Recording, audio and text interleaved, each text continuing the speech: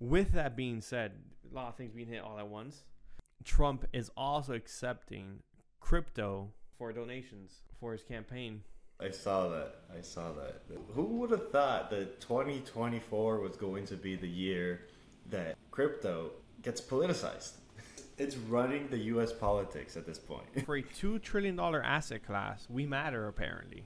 Yeah, we're getting there. We're definitely not a population that should be kept out of the loop.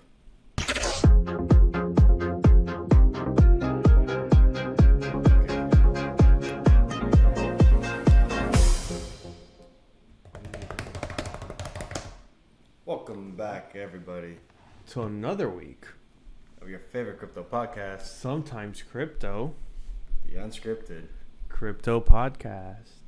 Hey yo. It's been a fun one. It's been a week. Yeah. What the heck happened yesterday, William? Well, I knew what we've been saying was going to happen. We on this podcast. Wait, before we get there, my nose is red, so for this camera, if you see it, it's a pimple. It's there. It's bothering. Leave it. I want to get out the way. But moving forward. What did we say, William? Tell us, what did we say? We here at Sometimes Crypto have not once said the Eth ETF is not happening. We did not say that was not going to happen. We've been saying, even when there were no believers that there was no ETF, we were here saying it's on the horizon.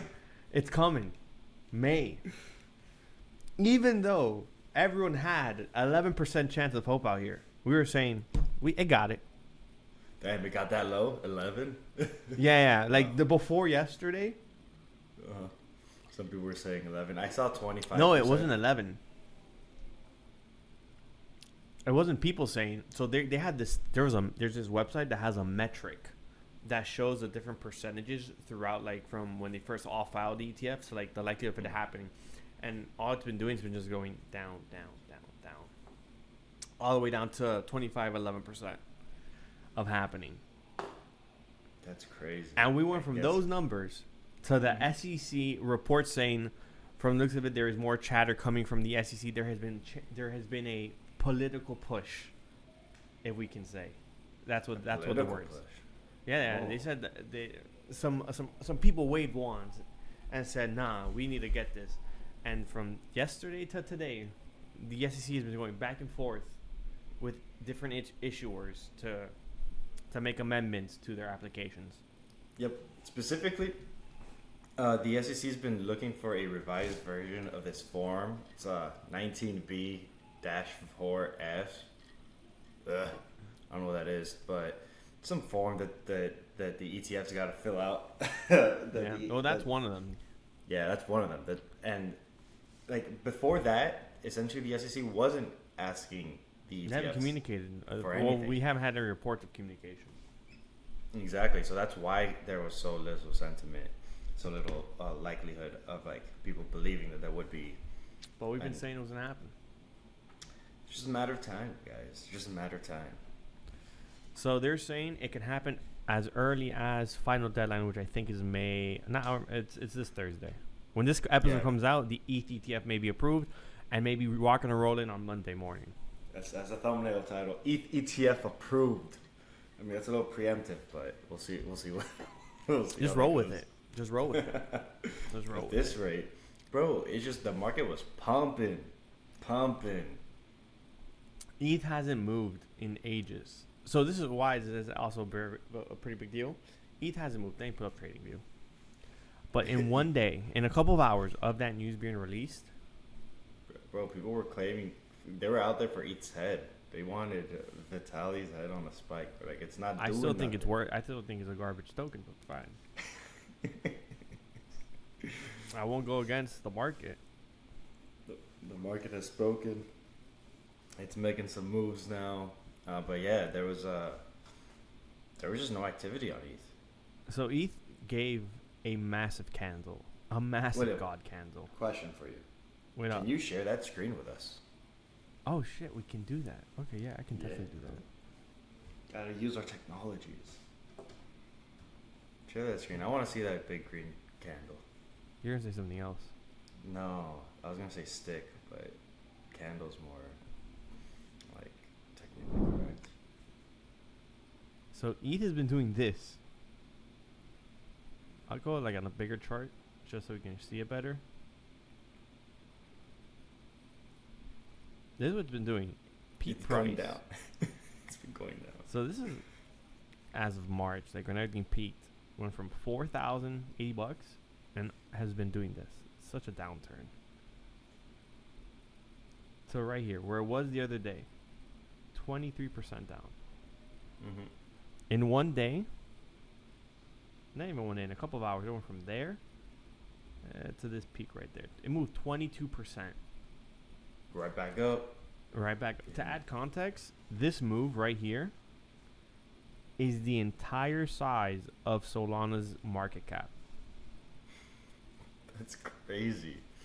So ETH in one day just capped out Solana again. It did, yep. It did Solana's full move. Like this move is Solana's full entire market cap. That's crazy. Put in perspective though, to add, because to show this chart, this is Bitcoin's current chart. This is our current resistance, which it's all-time high prices. Current move where we are. What we're looking at. Very Yeah, simple 8 path. hours. It's hit. Yeah, this is on an 8 hour. It doesn't really matter. It's just a show. It hits. It breaks resistance. Hits resistance, which is a higher end, all-time high. Back down. Retouch a nice little support level because of all that right there. There's orders there. But if you scroll down to this is Bitcoin dominance. Look at what this did. Bitcoin dominance was here basically, 56%. And when it did that drop, it basically lost a local trend line and just dipped that much. So Bitcoin lost dominance in the crypto industry because So meaning of Eths. Etherum ETF, yes. All the money went out of Bitcoin into ETH because everyone said we gotta buy ETH because this ETF is gonna happen, and I can stop sharing now for now. Yeah. And because of this, dominance goes down, alt pump. That's why all these tokens went like a rocket ship. Everyone's in the green. Because money went out of Bitcoin into the alts. Well, into ETH more than anything else. Mm-hmm. And ETH's just that's why all powered. these tokens went crazy. ETH's currently just being powered by all the layer 2s, all the layer 3s, the ZK rollups, all this stuff that's just built on top of ETH. Yeah. But it's other alts also. Not even the ones that were just on Ethereum, like ETH-based alts. No, Sol went up. Sol moved. Alts, GRT, all of them moved. Mm-hmm. Also, for all those, we gave a call. Well, I gave a call a couple weeks back saying what's a good level to buy Pyth at, which was like 43 cents. I hope you bought between that 43 cents and all the way down. It got down to 35 cents after the unlock itself, sitting at 47 cents right now. Just so you know. So long term, this is you. If you bought, nice little buy. Yep, nice little buy. Yep. Good tendies. Good tendies. You added? That's what we like to hear, William. That's what we like to hear. We do. We cooking with peanut oil. Bull market just started. It just started, William. Like, I don't think people are You want to ready know for who this. triggered it first, though? You want to know who did a move first before ETH even moved, though? Oh, who did this? Who did it? Who did the move? ChainLink. ChainLink. What's up with ChainLink? Why did it decide to get a first mover advantage?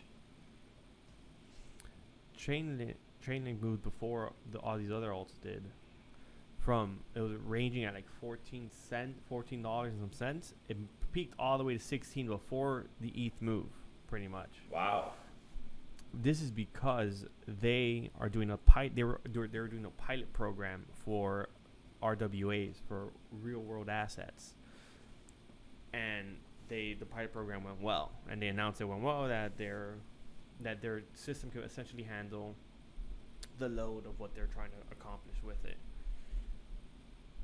And that's just like the first of many with ChainLink. Yeah. Since they're branching out to real world assets. Yeah, absolutely will be the first of many. real world assets. Avalanche is also working on digitizing assets, tokenizing all the assets pretty much. But they're working with Amazon, and we still have BlackRock over here pushing towards tokenization of. In this case, it wouldn't be real world assets, but it would just be. What would that be considered real world assets? Securities like stocks in a company. That's considered a real world asset.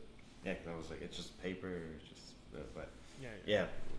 So yeah, that's definitely like gonna be. I think that might be one of the bigger narratives for like the coming cycle. Like, not specifically this one per se, because AI, like processing, file, like these are all gonna be very important things, and some of it's gaming, obviously, but gonna be getting a lot of traction. Oh, you mentioned gaming. We'll continue off of that. Yeah. Okay. Oh, I'm sorry. You were cutting. I just didn't know what you're talking about. So I just mentioned the gaming. Like, there's something to add to gaming because I changed the gaming token. Oh, you changed the gaming token? Yeah. So I sold yesterday. I shouldn't have sold, but I did sell just because I didn't want that looming in the background of my life. So apparently, Gala Games was hacked by an inside dev. Mm-hmm. I was gonna mention that in a bit. So since Gala was hacked for what was it? It was 200 million, like 10 billion of Gala tokens. So the hacker essentially sold half of it, converted it all into ETH, and then kept the other half. I haven't heard of anything being resolved yet, but I heard the FBI is getting involved. Like they're getting everyone involved because it was a big deal. So I swapped my token of Gala just because I don't want the hacker to have 4 billion worth of the token and then just dump it, the price. So unnecessarily. So the guy actually did dump it. Gala went from 0.47 cents. Yeah. Or like my bad, 4.7 cents to 3.8 cents. Yeah. But it actually recuperated already. It's up. It did it again. Yeah. So that was like an internal type situation. Apparently, they do know who did the hack, who the perp is. Mm-hmm. This article that I have from the Defiant doesn't claim doesn't say who it is, but the CEO does. They have identified it, and that they are working with authorities to figure out what they're going to do now. Yeah. So I just swapped my Gala token for Bean. It's just another gaming token, gaming whole thing. Okay, yeah. So in terms of what Gala's gonna be doing with their token is that they were able to freeze those tokens, and now they're gonna take like a community vote to see what they're gonna do with like the reward system that Gala has in place, and try to see what's the best course of action from them moving forward. Gotcha. That being said, I was looking at this whole situation, and that kind of seems to me like Gala isn't something that we might be able to consider a commodity, mostly because of the fact that there is a dev wallet. It's a multi-sig wallet essentially that when a certain amount of signatures or certain signatures can actually execute certain things of the code. So since there is a dev wallet, a multi-sig, and that the community does have the ability to say what they're going to do with the remaining assets, like it's kind of hard for me to say that it can be classified as a commodity. And I see it a little risky in terms of like buying or selling Gala in terms of like, oh, you're trading unregistered securities in the future. If you choose to sell it, that's a later problem. Yeah, of course. I just got out of it. So I'm like, you know what? Got hacked this much. Don't want to deal with this in the future. I'm out.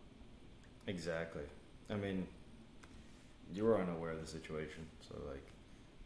Yeah, I saw the price. I saw everything pumping and Gala dumping. Then I saw everything dumping and Gala dying. You're like, this is not Gala looking good. looked what the Bitcoin dominance looked like when it was happening. Pretty much. Pretty much. That's a huge loss for Gala.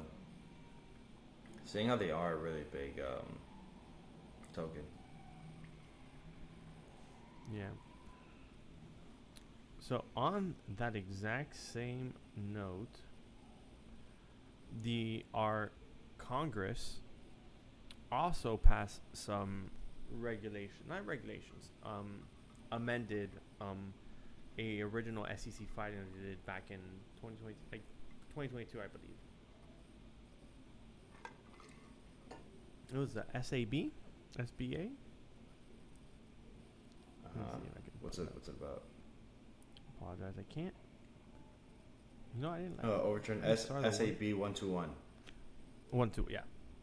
So that essentially is what gives the right for banks to hold Bitcoin or not, or hold digital assets. I was talking to someone about this the other day. So Warren. Mm-hmm. What's up? No. I was gonna ask you, like, so what's going on with this? So it went to I believe it was the Senate, not Congress. Maybe it was. Yeah, Senate. Yeah, I went to the Senate to vote. Warren wanted to battle on the side of saying no, we shouldn't allow banks for this because these are regulations that have been in place for many years and there's no reason to change them. Blah blah blah blah. Cynthia Loomis, if I'm not mistaken, her name is Cynthia. Yeah. Mm-hmm. Cynthia Loomis said to vote yes to take that regulation out and allow banks to essentially be allowed to go ahead and buy those digital assets. So the Senate basically voted yes for it, with them voting yes as well. And now it's going up to the president, Uncle Biden, which he originally said if it were to get to his desk, he would veto it, which he hasn't done so yet. And the argument now is with this whole change of the Eth ETF being approved, that the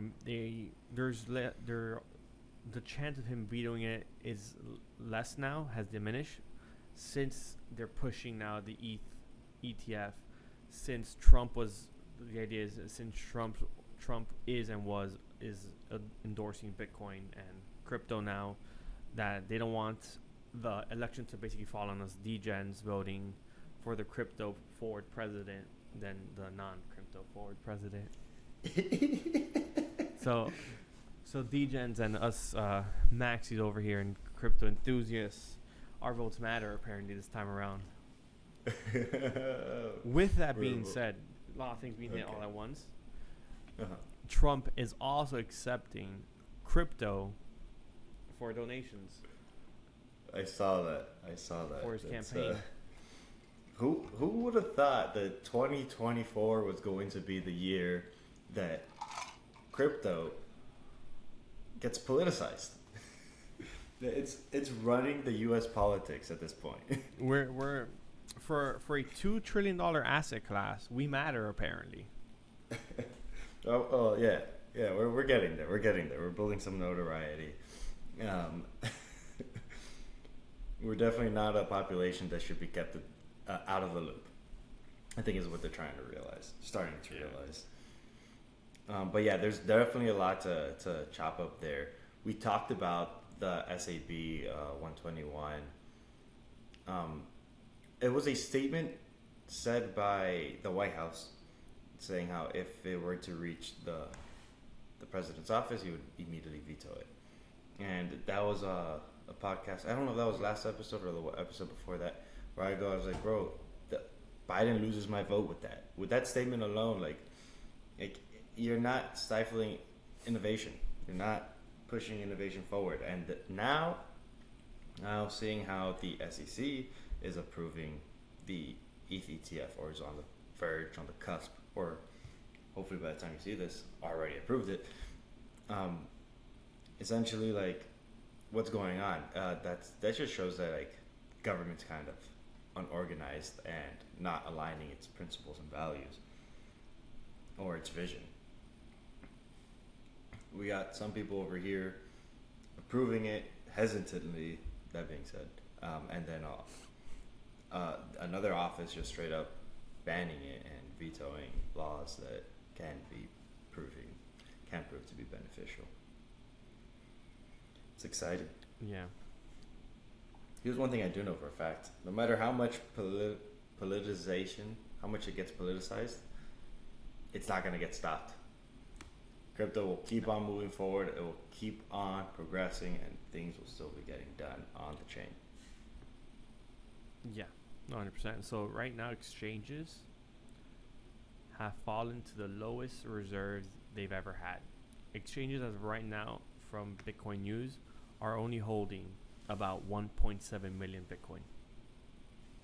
Wow. That's the lowest exchanges have ever held. 1.7 million? I'm assuming that's the accumulation, like all the exchanges. That's all the exchanges. That's what our exchanges have, give or take. That is That's little nothing. bit of Bitcoin. That's nothing. So I add that to then go to add what's the split of Bitcoin. Like this is from February 2020 this year. So essentially we have 17% lost Bitcoin. 3% are in miners. 5% are in Satoshi's wallets. 6.6% are yet to be mined. Governments hold 2.7. The ETF holds 3.9. Corporations hold 3.6. And 57% of all Bitcoin is held by individuals. 57%? Is held by individuals. Wow. So the biggest two factors are 57% are held by individuals, and 17.6% of them, 17.6% is lost. Lost respectfully. So I'm assuming it's like by how long that hasn't moved for, and you know that number could change very easily because there was a wallet the other day that was dormant for 10 years and just moved. Like I mean, I don't know. A lot of people who just lose wallets, lose coins, have also come out and said it. They tend to be the majority of those 17% are early adopters who fumbled the bag. Who were like messing around with Bitcoin at the time, thinking it's just a cool internet project. Had a bunch of Bitcoin on a storage device, and then threw the storage device away. And now there goes their fortune. Yeah, and then they realize, 6 years down the line, and they're like, Bitcoin's at $100. I had thousands on this thing. Bitcoin's at $1,000. Mm-hmm. 10,000, 20, Yeah, 30, no. 40, 50, 60, 70,000, and I had 20,000. Mm-hmm. Bwah, bwah, bwah. Oh, no. Dun, dun, dun. The Jaws theme song. Fuck it. The Jaws theme song? Yeah. Dun, dun, dun, dun. That's something else. No, Dun, it's Jaws. Oh, it's dun, dun, dun. Yeah, it's my fault. I'm not cool shit like that. I think you're referring to Beethoven or something like that. Oh, maybe. So, not off topic. This is Bitcoin related. But, so on May 18th, it was 14 years ago today. Laszlo offered to pay 10,000 Bitcoin for 2 large pizzas. Remember? That was a whole big news. Mm-hmm. So I didn't know the way it happened. You didn't right? know. I didn't know like the backstory on how this happened. You So didn't know the apparently he wrote backstory this- of. You didn't know the backstory of what? Of the purchase of 2 pizzas with Bitcoin? Yeah, so I knew it happened. I didn't know how it happened. Okay. What's up? So he wrote like in a thread what he In a wanted forum. in a forum. He goes, "I'll read it." He goes, give me a second. I'm gonna read you the post. Bro, because I didn't know this. I found this so crazy. He goes, "I'll pay 10,000 Bitcoin for a couple pizzas, like maybe 2 large ones. So I have some left over for the next day. I like having leftover pizza to nibble on later. You can make the pizza yourself and bring it to my house, or order it for me from delivery place. But what I'm aiming for is getting food delivered in exchange for Bitcoins, where I don't have to order or prepare it myself. Kind of like ordering breakfast platter at a hotel or something. They just bring it to you. They just bring you something to eat, and you're happy. He writes, I like things like onions, peppers, sausage, mushrooms, tomatoes, pepperoni, etc. Just standard stuff, no weird fish toppings or anything like that. I also like regular cheese pizzas, which may be cheaper to prepare or otherwise acquire. If you're interested, please let me know. We can work a deal out. That's great. I didn't know that. You guys do not make and no specific orders. Yeah, he was just like, hey, bring me pizza. Super late. I didn't know that. I found that so crazy. Bro, the thing I really is, found it like... The thing is, crypto is the space of like the absurd, the absurdity. I actually have an absurd story also that I think that you find funny, but what you're bringing up is just pretty much something called, it's just Bitcoin history at this point. It is fundamental in culture and evolution for the technology and how it's being used. And yeah, that's part of the reason why we're called degens, because some people just go so casual about it. How many Bitcoin was the transaction again? You said he had 10,000? Yeah. And like nowadays, if someone says 10,000 Bitcoin, that's FU money, man. That's so much Bitcoin. That reminds me of this guy that I met at an event a while ago. I haven't had the opportunity of talking to him again. His name is Kurt Walker. He's actually a Bitcoin historian. He just studies the history of Bitcoin and like expresses it to people, making sure people are historically accurate when it comes to Bitcoin history. He's a cool dude. Yeah, that was the guy we were supposed to have on, but we never had on. Yeah, at some point we did try to get him on, but we couldn't coordinate completely. But yeah, I'm gonna reach out to him, see, because he is a really cool dude. You didn't have to hop on one of these. This is light work. That's true. We just what's it called? Send the link, right? Yeah. All right, my fault. But continue. So in terms of like the bizarre, like absurd stories of things that happen. One of the things that like this industry faces a lot of is scams left and right, and just innovative ways of people to try to make some money. The most recent one that I thought was absolutely insane was this token called Live Mom.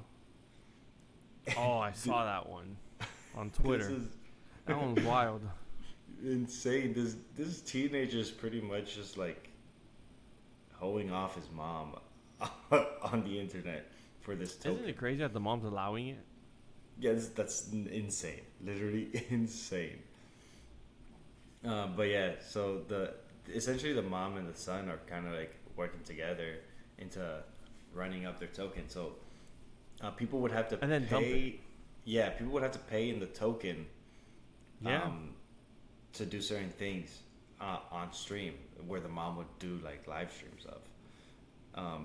I particularly haven't watched any of it myself, but I saw some on Twitter. Nothing happens. Like at least the Twitter ones, they don't show anything wild or crazy. She's like shaking her breast in front of the camera, like, and the kid right there on stream going, yeah, essentially. And from what I heard was they did that. They got the token to like 300K market cap and then dumped. And then rugged it. Oh, speaking of rugs, there's actually this other one.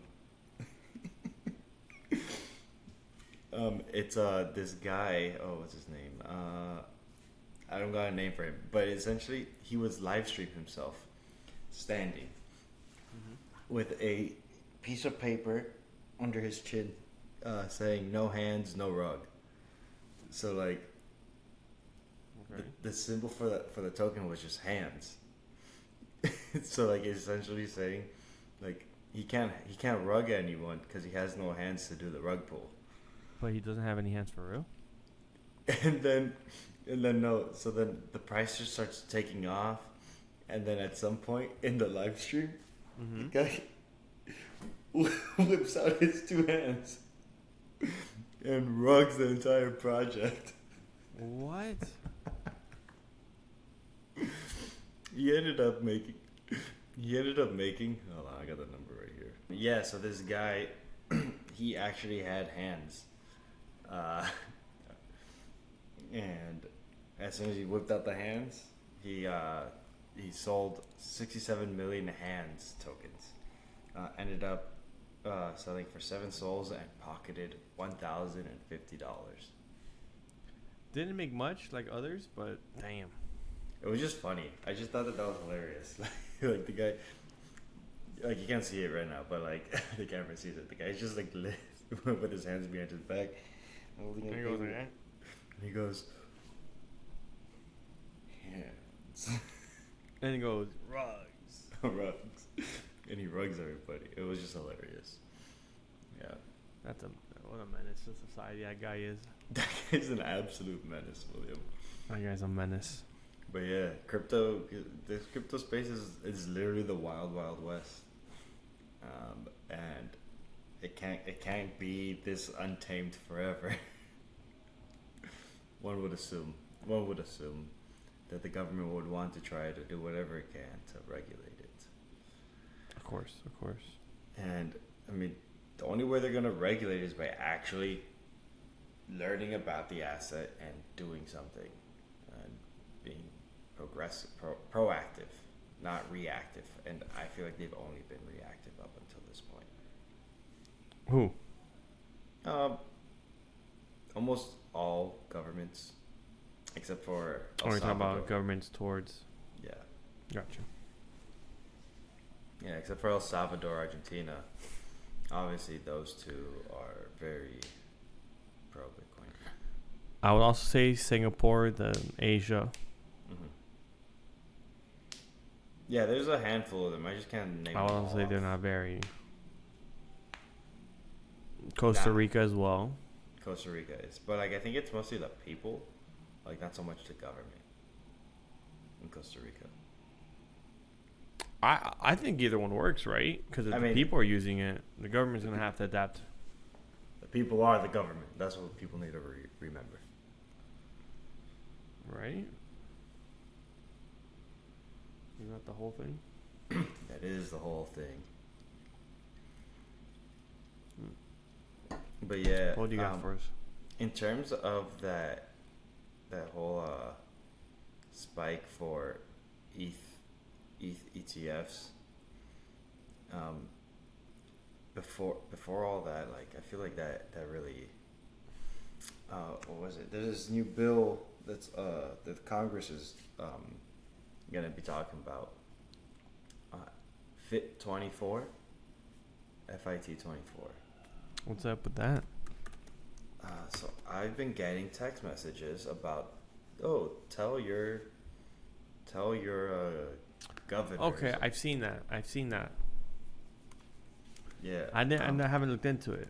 So essentially what it will be doing will be finalizing the separation of duties between the CFTC and the SEC, making sure that the CFTC knows what falls under their jurisdiction and the FTC knows what falls under their jurisdiction.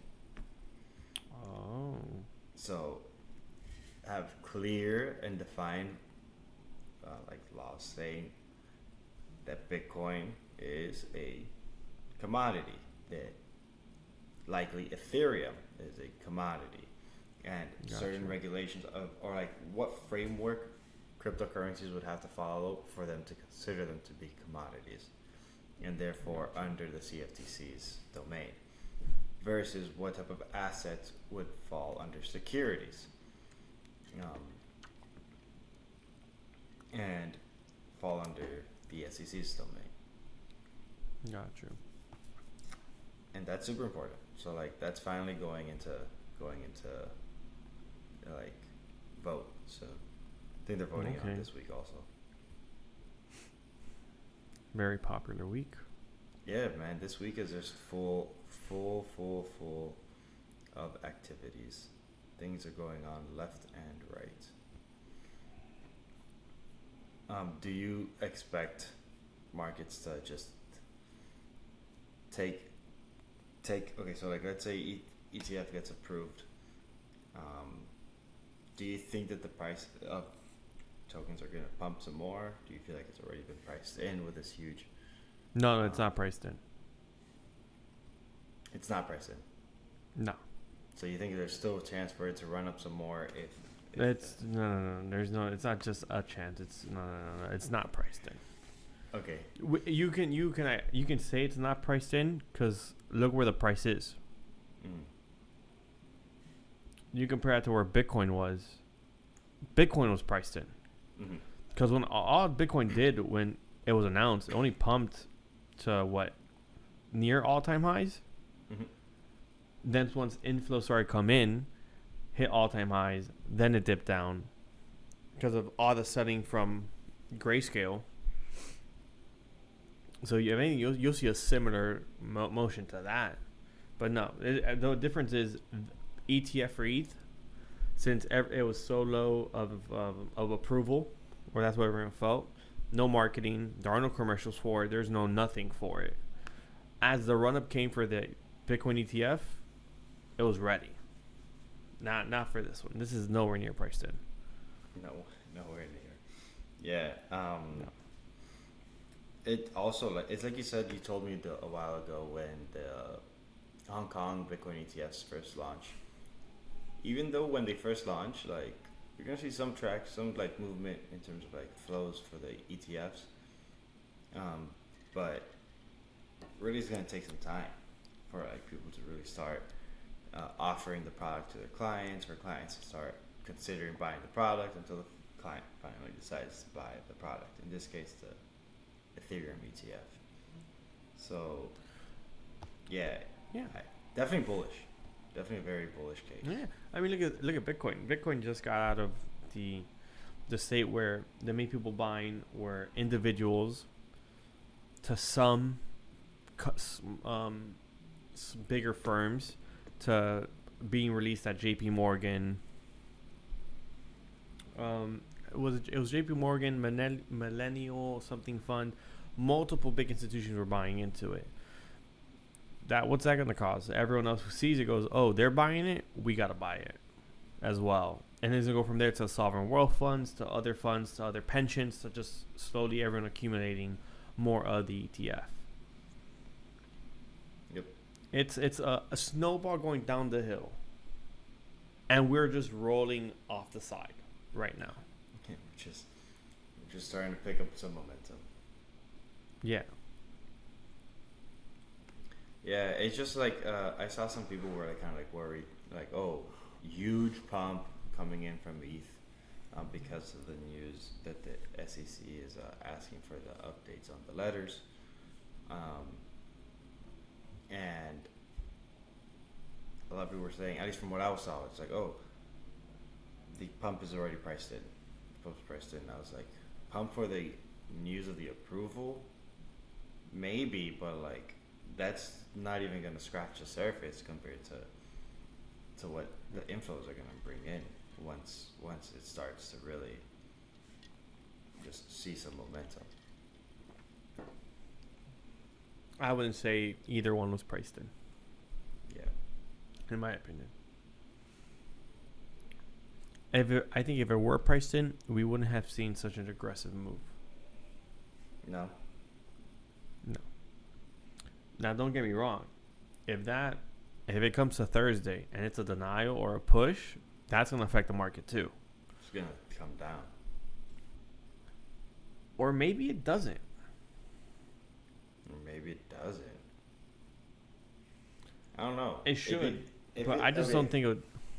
If it gets denied, are they just denying it outright, or are they denying it like for this specific deadline and just like pushing it up? So they can't. So if it's a denial, they would be denying the current ones that are up for final vote. Those can't be pushed. Those would have to be declined. Oh, okay. I think there's 2 or 3 of them that have to be declined. Yes or no. Those are declined. They can reapply in whatever time frame, and then the other ones can be pushed out to a later date, to June, if I'm not mistaken. Mm-hmm. And then those in June will be reviewed again. And one of those that can't be pushed out, I believe, is BlackRock. Yeah. I don't think it will be pushed. I think it will be approved. Yeah, I mean, like the thing is that those companies that with the earlier deadlines, they're gonna be doing everything in their absolute power to get approved immediately, so they don't fall behind. When the ones right behind end up getting approved, because, and this is something that you mentioned, that you told me before. I wasn't aware of about BlackRock's approval rating for any ETFs that they end up. They don't miss. They don't miss. They have over 90%. I think it's like 99% actually. Yeah, I think out of like 100 and something plus ETF, they've only had 3 not approved. Like, yeah, so they're insanely accurate with, and they're relentless with trying to get ETFs approved. I don't think it's accuracy. No, what is it? That they hold the market in their hands. Yeah, relentlessly. I just think they own the market. I think they own the market. Big Daddy said, "Hey, I need you to approve these." They went to Gary. Gary's like, "Okay, boss," and went press the button. They're like, okay. If not, they wouldn't be saying. They wouldn't tell exchanges to prepare for an approval. Mm-hmm. That's it. Oh, my bad. I wanna make a correction to something I said. I said the bill that would change the thing for Congress for the FTC and the SEC, CFTC and the SEC. It's not FIT 24. It's FIT 21. FIT 21, not 24. Okay. My bad.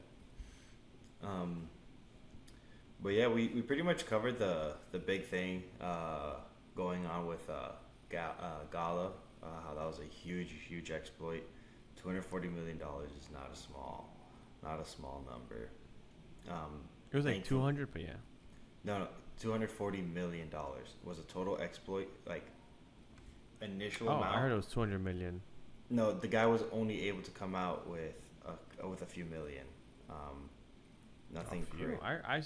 I saw he took 10 billion Gala token. 5 billion. A compromised or rogue Gala Games admin address minted 5 billion Gala, approximately $200 million, and has been systematically selling the token for 2 hours. Yeah. Gala was able to freeze 4.4 billion of the 5 billion that was created. So the guy did end up selling, what is that, 0.6 billion? Yeah. 600 million Gala tokens. I heard all the same numbers you're reading, but just double. Really? Yeah, it was 10 billion. He sold half of that, and it was just 200 million. I don't know if it's which one is right or wrong. I'm just saying what I heard, but okay. Well, Darko was able to sell. Yeah. Oh, okay. Worth $21 million is what he was able to get out. Okay. Yeah, this was I'll make sure to add this link. This is the Defiant. The article reads: Web3 gaming token Gala crashes after $240 million exploit. Yeah. Regardless. Yeah, ETH pumped. ETH, obviously, that's like the whole like headlines for today, for this entire week, probably. My dad even brought it up to me. He's like, "Why is ETH moving so much?" I was like, "ETH's moving?" I was like, "What's going on?" And then that's it's alive. I was like, "Yeah." I was like, "What's going on?" He's like, everything moved. Because I wasn't looking at my phone, and then he goes, "Oh no, it's up 20%." I was like, 20%? I was like, "Well, no, something's going on. What the heck?" And then that's when I started searching up. So I'll give you a token that moved more than ETH. Oh really? What we got? Pyth moved more than ETH. So 29%? 40%. Oh, what? 40%? That's crazy. Pyth went from 35 cents after the unlock, all the way recovered all the way to 50. Nice. Pyth did its moves. There was what was I looking at that? I could have sworn I saw something. But damn. But yeah, big bull man. It's gonna be a big bull run. It's gonna be a huge bull. We got ETFs around the corner. If this what was it? What was that bill that you talked about? I gotta find it. But you're kind of choppy, so I don't know. I said FIT 21 was the one that we talked about with SAB 121. SAB 121. If that gets passed, like Michael Saylor's three factors for a $5 billion Bitcoin, $5 million Bitcoin gets reached. So Michael Saylor a few years ago. $5 million Bitcoin? Yeah, million. I said billion. I didn't hear this. Yeah, so he said that we need three things for Bitcoin to reach to $5 million. A coin. Yeah, a coin. The first thing being the fair accounting that you mentioned a while ago, which I wasn't even aware of until you mentioned it. Yeah, it's passed. Bitcoin ETF. That also passed. And then banks being allowed to hold Bitcoins. That's on the verge of passing. And that's the third one. That's the final thing that he said we would need for Bitcoin to reach. To be able to... In what time frame? He didn't say... Okay, so he didn't say the time frame, but he's like, Bitcoin would need these three things so that it can get have... the $5 million. So it can have the maturity, the path paved to $5 million, essentially. That's a lot of green right there.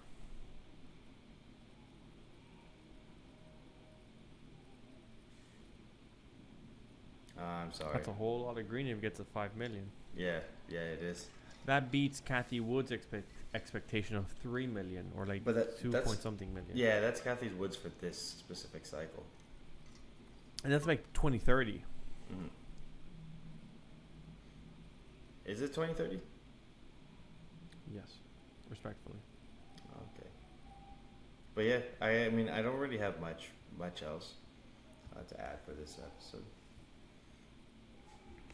We're sitting around about 50 minutes.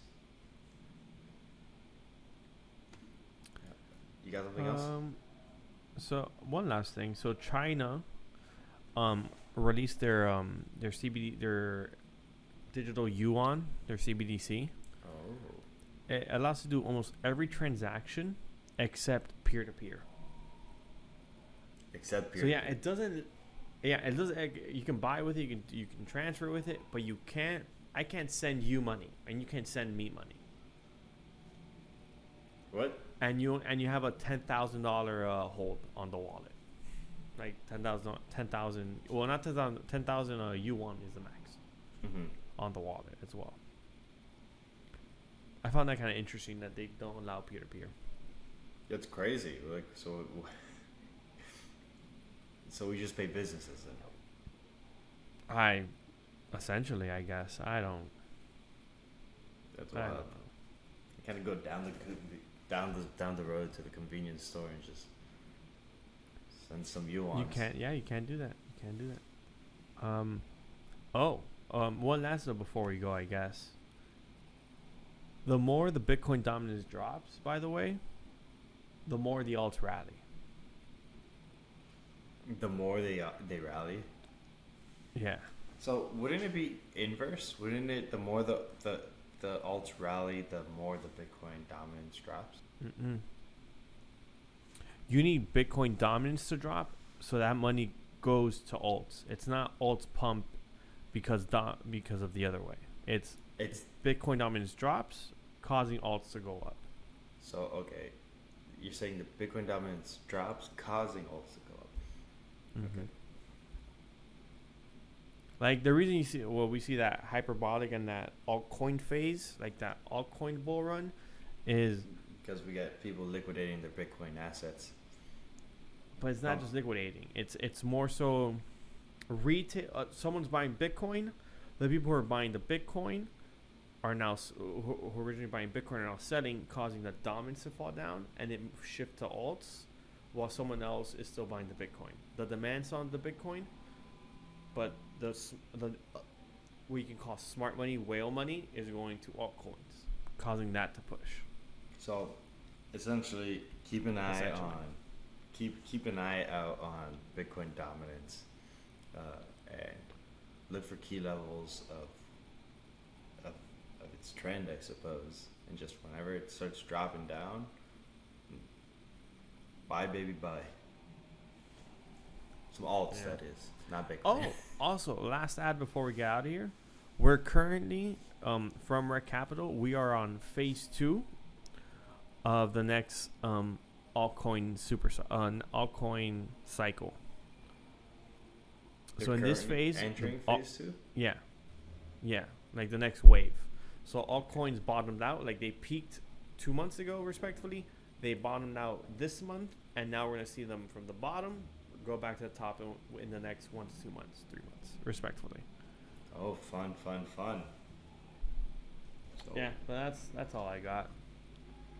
Yep.